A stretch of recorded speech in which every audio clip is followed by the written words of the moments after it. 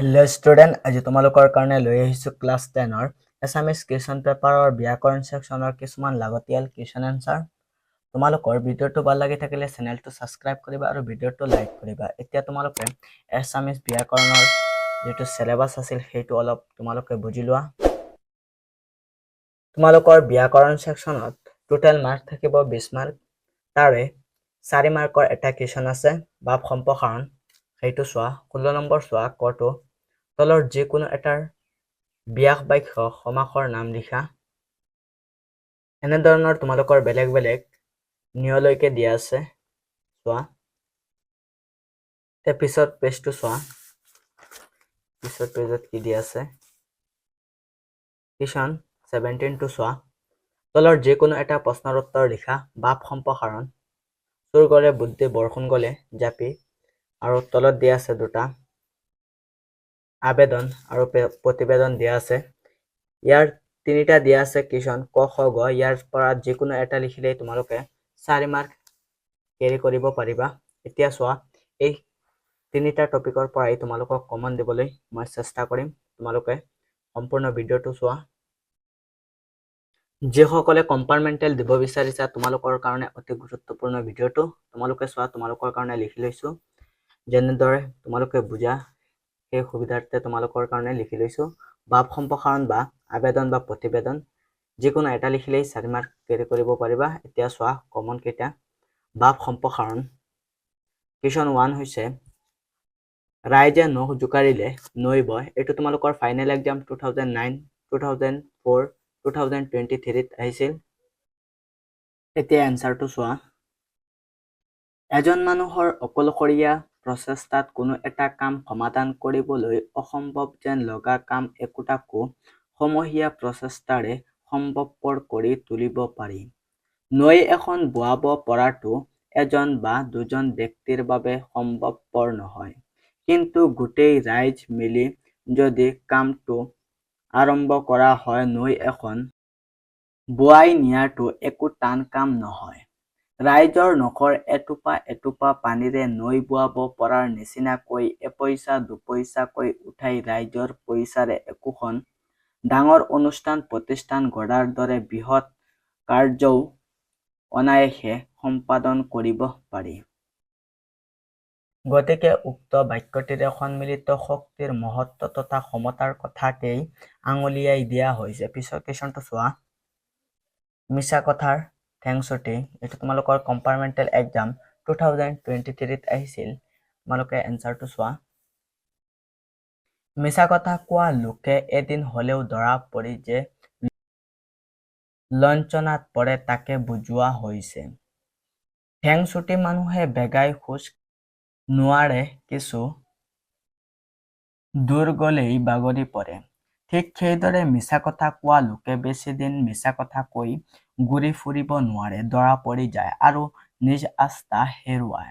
নিজৰ স্বাৰ্থসিদ্ধিৰ কাৰণে বহুতো মিছাৰ আশ্ৰয় লয় আৰু পোনতে ইয়াৰ দ্বাৰা কিছু কৃতকাৰ্য হোৱা যেনো পায়। এবাৰ মিছা কথাৰ আশ্ৰয় ললে তাৰ চেলোতে অধিক মিছা কথা কোৱা প্ৰয়োজন হয়। আনহাতে প্ৰথমতে মিছলীয়া মানুহক বুজি নাপালেও শেষত সকলোৱে বুজিব পাৰে, ফলত কোনোৱে এনে মানুহক প্ৰশ্ৰয় নিদিয়া হয়। এনেদৰে মিছলীয়া জন বিপদত পৰে। এতিয়া তোমালোকে পিছৰ কুৱেশ্যনটো চোৱা। কুৱেশ্যন 3, 100 গৰু মাৰিলে বাঘৰো মৃত্যু হয়। এনচাৰটো চোৱা। এইটো তোমালোকৰ ফাইনেল এক্সাম 2018ত আহিছিল। এনচাৰটো চোৱা। এটা দুটা গৰু হত্যা কৰা বাঘ সহজতে আমাৰ চকুত নপৰে, কিন্তু এটা দুটাকৈ যেতিয়া সি বহুতো গৰু নিধন কৰি গৈ থাকিব আৰু মানুহৰ তথা জীৱ-জন্তুৰ মাজত সন্ত্ৰাসৰ সৃষ্টি কৰিব, তেতিয়া সেই বাঘক মৰিবলগীয়া হোৱা বুলি সকলোৱে সহজতেই অনুভৱ কৰিব।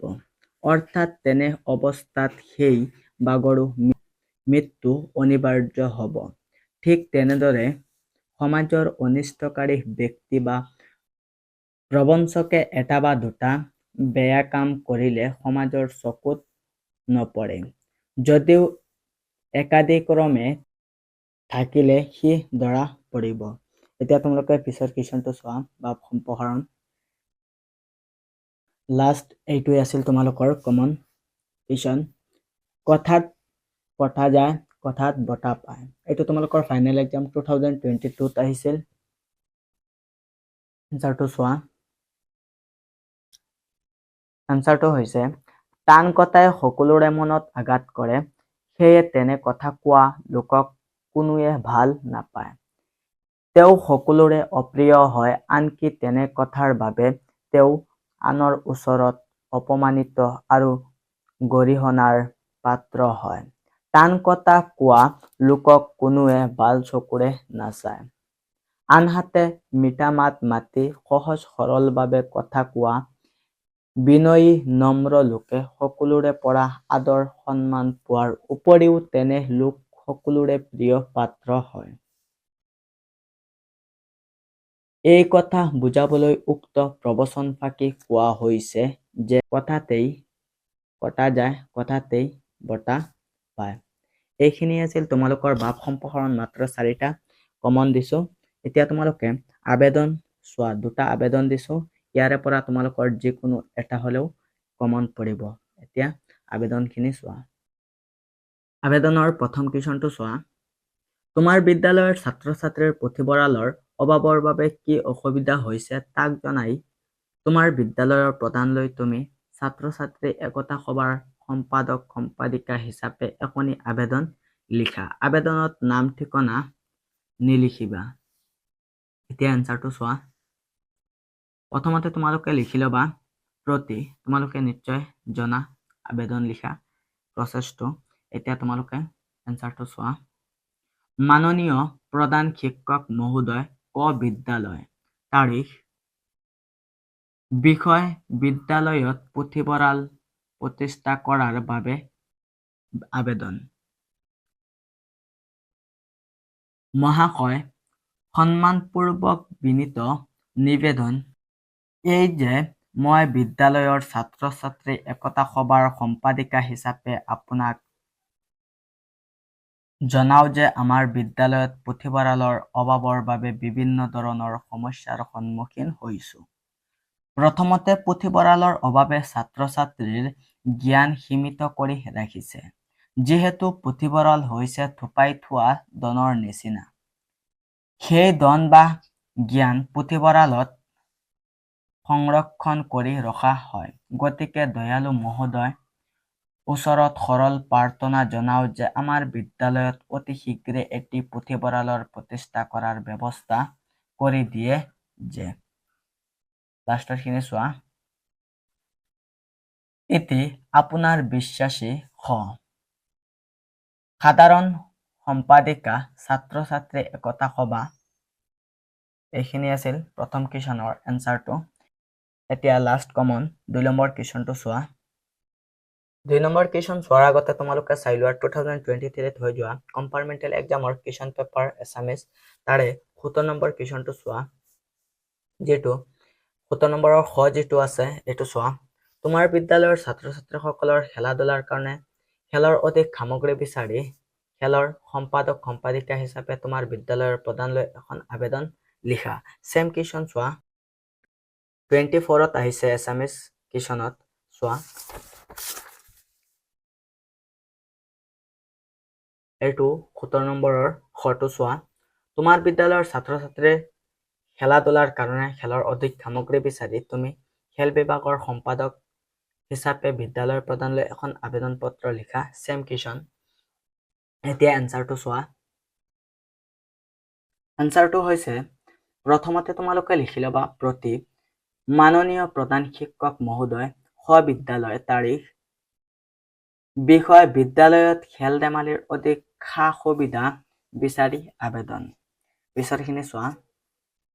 মহাশয়, সন্মানপূৰ্বক বিনীত নিবেদন এই যে আমাৰ বিদ্যালয়ত খেলা ধূলাৰ পৰ্যাপ্ত সুবিধা নথকাৰ কাৰণে ছাত্ৰ ছাত্ৰীসকল খেলা ধূলাৰ দিশত বিশেষকৈ আগবাঢ়িব পৰা নাই। বৰ্তমান খেলা ধূলাক শিক্ষাৰ এটি অংগৰূপে গণ্য কৰা হয়। খেল ধেমালিয়ে ছাত্ৰ ছাত্ৰীৰ শাৰীৰিক আৰু মানসিক স্বাস্থ্য অটুট ৰাখে। তেনেস্থলত আমাৰ বিদ্যালয়ৰ ছাত্ৰ ছাত্ৰীসকল এই দিশত পিছ পৰি থকাটো এটা চিন্তনীয় বিষয়। সেয়ে দয়ালু মহোদয়ে বিদ্যালয়ৰ খেলপথাৰখন মেৰামতি কৰাৰ লগতে প্ৰয়োজনীয় খেলৰ সামগ্ৰীসমূহ যোগান ধৰি ছাত্ৰ ছাত্ৰীসকলক উপকৃত কৰে যেন। এয়া আমাৰ মহোদয়ৰ ওচৰত সৰল প্ৰাৰ্থনা। ইতি আপোনাৰ একান্ত বাধ্য ছাত্ৰী স ছাত্ৰ ছাত্ৰী একতা সভাৰ সম্পাদিকা স। এইখিনি আছিল তোমালোকৰ আজিৰ ভিডিঅ'ত দিবলগীয়া কমন কুৱেশ্যন এনচাৰ অসমীয়া ব্যাকৰণ ছেকশ্যনৰ। তোমালোকৰ ভিডিঅ'টো ভাল লাগি থাকিলে চেনেলটো ছাবস্ক্ৰাইব কৰি ৰাখিবা আৰু ভিডিঅ'টো লাইক কৰিবা।